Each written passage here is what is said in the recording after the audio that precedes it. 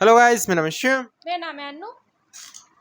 Hello guys, मेरा नाम है शिव। मेरा नाम है अन्नू। तो इंजीनियर साहब की बहुत रिक्वेस्ट आ रही थी, हजरत अयूब अलैहिस्सलाम है, इनके बारे में अभी हमने ज़्यादा वीडियो देखी नहीं है, एक भी नहीं देखी शायद। तो ठीक है, इनके अब देखते हैं कैसे वीडियो स्टार्ट करते हैं। अय्यूब अलैहिस्सलाम को अल्लाह ताला ने इंतहाई बीमारी के जरिए आजमाया था। ये जो अवाम के अंदर मशहूर है कि उनके जिस्म में कीड़े पड़ गए थे और वो कीड़ा को नीचे उतरता था फिर उठा के अपने ऊपर रख लेते थे। व्हाट नॉनसेंस दिस यार।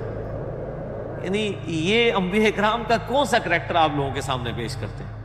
जब उन्होंने अल्लाह के हुजूर दुआ की कि ए मेरे रब, मुझे शैतान ने छुआ है बिनुस्बिन व अज़ाब, तकलीफ के साथ और दुख के साथ। हुक्म हुआ अल्लाह ताला की तरफ से कि जमीन पर मारो अपना पाँव, ये नहाने के लिए ठंडा पानी और पीने के लिए भी पानी। यानी औलाद भी मर गई, बीवी भी मर गई, बच्चे भी मर गए। अल्लाह ताला हमको उनको नई बीवी बच्चे दिए, उसके मिसल और अता फरमा दिए अपनी तरफ से रहमत। सलामती है, सलामती उन आंखों पे जो हिदायत पे नजरें जमाए बैठी हैं, उन कानों पे जो जिक्र खैर के मुंतजर रहते हैं और उन कदमों पे जो हिदायत की राह पे काम चलते हैं। अस्सलाम वालेकुम वरहमतुल्लाहि वबरकातुहू। व इन्न लहू इंदना लज़ुल्फा व हुस्न मआब, और बेशक हमारे यहाँ उनके लिए बहुत बड़ा कुर्ब और खूबसूरत अंजाम है क़यामत वाले दिन। वज़कुर अब्दना अय्यूब, और याद कीजिए हमारे बंदे अय्यूब अलैहिस्सलाम को भी। इज़ नादा रब्बहू अन्नी मस्सनी शैतान, जब उन्होंने अल्लाह के हुजूर दुआ की कि ए मेरे रब, मुझे शैतान ने छुआ है बिनुस्बिन व अज़ाब, तकलीफ के साथ और दुख के साथ। यानी शैतान ने मुझे तकलीफ में डाल दिया है, मुझे बीमारी में डाल दिया है, मुझे मुसीबत में डाल दिया है। अल्लाह के नेक बंदों की यही मामलात हुआ करते थे। वैसे तो हर शर और खैर का खालिक अल्लाह है, इसमें कोई शक नहीं। ये नहीं है कि शर का खालिक शैतान है और खैर का अल्लाह है, लेकिन नेक बंदे की निशानी ये होती है कि वो अगर अल्लाह की तरफ से कोई आजमाइश आती है तो वो उसे अपने आमाल की शामत तसव्वुर करता है, अपनी गलती के एतबार से अल्लाह की तरफ से आजमाइश तसव्वुर करता है, और जब ऐसी गलती है तो वो फौरन अल्लाह की तरफ रुजू लाता है कि शैतान ने मुझसे ये काम करवाया, ऐ अल्लाह मुझे बख्श दे। जिस तरह के सुरमा हजरत मूसा अलैहिस्सलाम से जब वो एक किब्ती और उनका वो कौम का बंदा आपस में लड़ पड़े, सूरतुल कसस में आता है, तो उन्होंने मुक्का मारा तो वो बंदा ही मर गया। अब ज़ाहिर कत्ल तो बहुत बड़ा जुर्म है, तो उधर भी हजरत मूसा अलैहिस्सलाम की भी अल्फाज है कि अल्लाह शैतान ने मुझसे ये काम करवाया, अल्लाह मुझे माफ कर दे।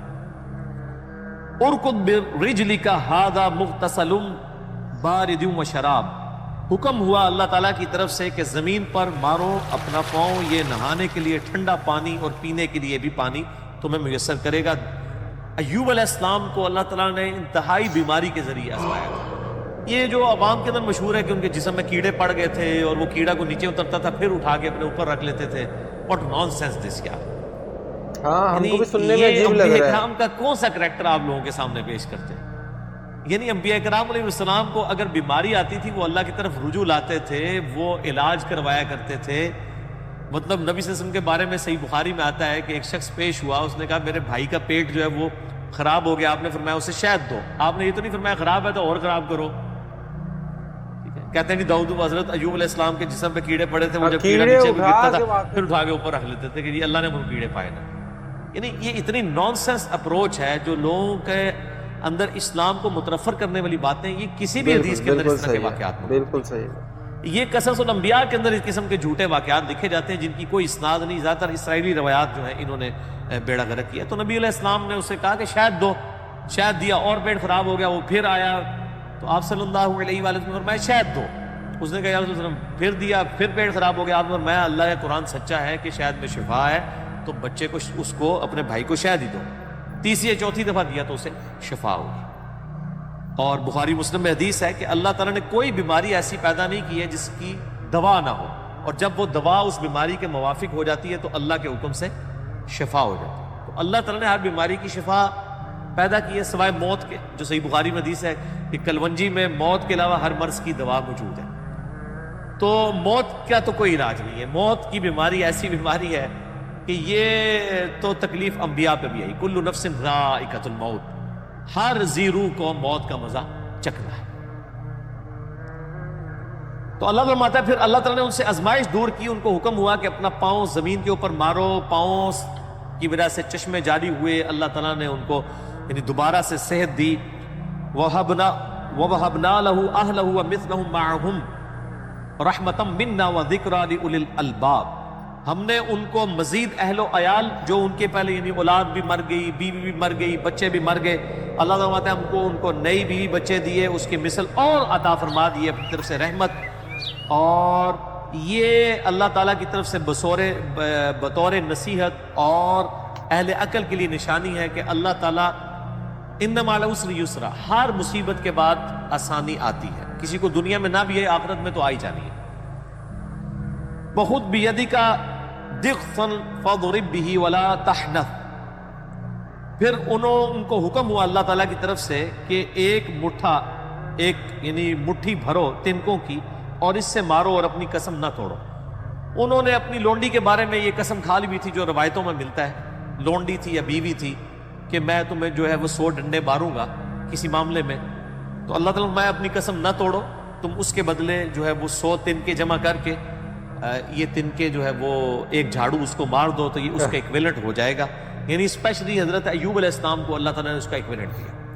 اسی کو ہیلے کے طور پہ پھر جو ہے وہ حنفیوں نے اڈاپٹ کر لیا. انے نو کی چاہیے 2 اکھاں، تو وہ اس واقعے سے انہوں نے پلی لی، پھر ہر معاملے کے انہوں نے ہیلے بنانے شروع کر دیے.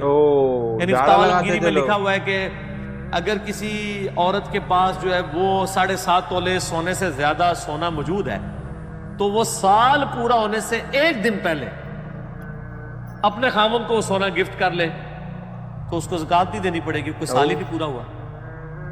پھر جب خامن کا سال پورا ہونے لگے وہ 1 دن پہلے اپنی بیوی کو گفٹ کر، اس طرح گڈی گڈے تک کھیڑتے رہن تو کوئی زکوٰۃ ہی نہیں. تو وہ پھر پلی اس طرح کی چیزوں سے لے رہے ہوتے ہیں. بھائی یہ وحی کے ذریعے ایک خاص واقعہ ہے حضرت ایوب علیہ السلام کا، اس کو بنیاد بنا کے اس قسم کے آگے پھر ایک پوری ڈاکٹرائن کھڑی کر دینا یہ بہت بڑا ظلم ہے.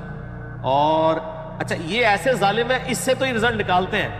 اور دوسری طرف جو اصحاب سبت والا واقعہ ہے مچھلیوں کا، انہوں نے جو ہیلا کیا تھا کہ ہفتے والے دن وہ شکار تو نہیں کرتے تھے لیکن انہوں نے سمندر کے ایڈجسنٹ، سمندری جھیلوں کے ایڈجسنٹ گھڑے کھود رکھے تھے. وہ مد و جزر کی وجہ سے مچھلیاں جو ہے وہ ہفتے والے دن اس میں آ جاتی تھی اور جب پانی اتر جاتا تھا ان گڑوں میں سے شکار کر لیتے تھے. تو وہ کونوا قردۃ خاسئین، اللہ نے فرمایا کہ یہ پھٹکارے ہوئے بندر بن جاؤ.